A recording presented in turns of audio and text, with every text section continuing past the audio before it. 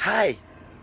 Hello, my friend. This is your boy, Colton Havens, coming to you live from Texas. If this is your first time watching me, make sure you hit that bell notification so you can come say hi when I go live, okay? But are you accountable? So, the other day, I was on the phone with a guy that was just basically trying to, what's going on, Autumn?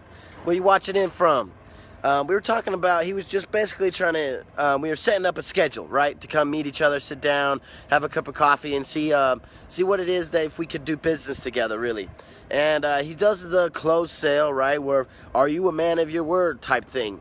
And it's funny to me that nowadays we have to actually say that to almost everybody that we meet. If you're in your own business or you wanted to start your own business, okay, closing people on if they're a person of their word is actually a very big part of getting the sale.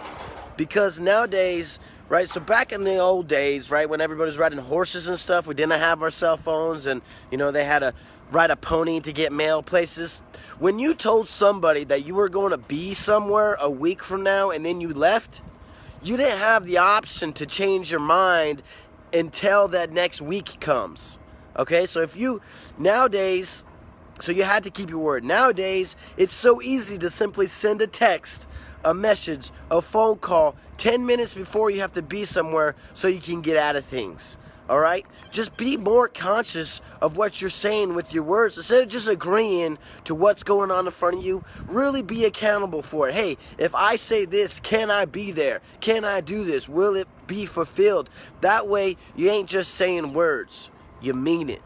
More people need to be accountable for what they're saying. All right, tap that share button when you know it's worth it, and I'm going to see you tomorrow. Because just like you got to bathe and just like you got to eat, you got to get your brain food every day.